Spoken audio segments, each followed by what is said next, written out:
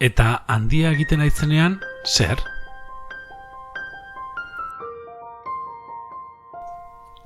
Egun batez, txalupan ibili zen Aloña.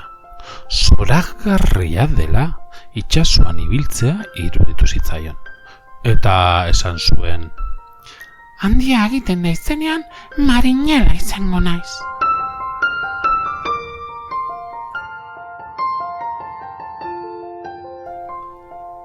Beste egun batean, ilea mostera joan zen Aloña.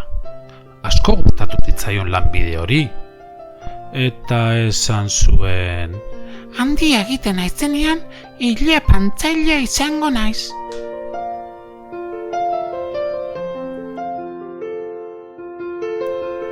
Ilea epindegitik irten zirenean, oso berandu zen.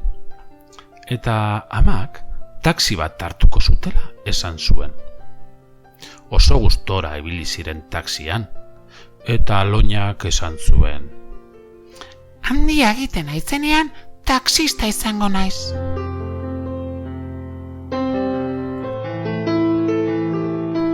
Hurrengo egunean, ogira erostera joan zirenean, okinak labeak barrutik nolakoak diren erakutsi zion. Asko gustatu zitzaion lanbide hori Aloñari, eta esan zuen, handia egiten naizenean okina izango naiz.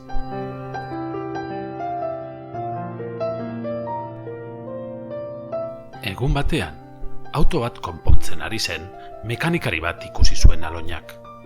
Oso gustora egon zen autoaren tripei begira, eta esan zuen, handia egiten naizenean mekanikaria izango naiz. Aloñak, beste egun batean, lorategi polit bat ikusi zuen. Asko gustatu zitzaion, eta esan zuen, handia egiten naizenean lorezaina izango naiz.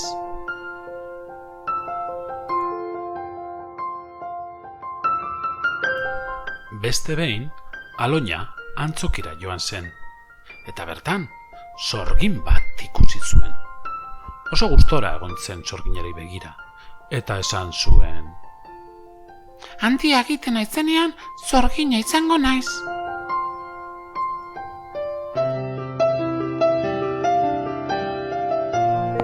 Baina sorginak Aloñak esandakoa entzun zuen, eta beregana hurbilduz honela esan zion, zergatik egon behar duzu zain handia egin arte, neska? Nahi baduzu, oraintxe izan zaitezke sorgina. Neskatila guztiek egin dezaketen nik egiten dudana.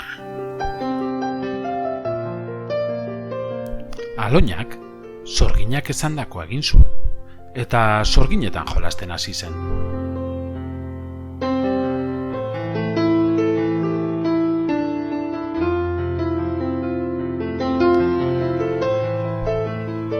Eta horrela, jolastuz eta jolastuz, lanbide ezberdinak probatu zituen. Nahi zuenean, ilea paintzailea, edo mekanikari, edo okin, eta berari atsegin zitzaizkion beste hainbat eta hainbat lanbide.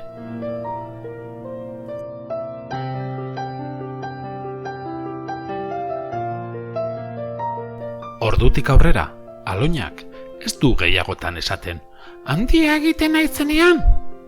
Orain, edozein lanbidetara jolase egin dezake. Eta handia egiten denean orduan jakingo du zer egin. Eta alabazan edo espazan, sar dadila kalabazan, eta ager dadila kanpezuko plazan.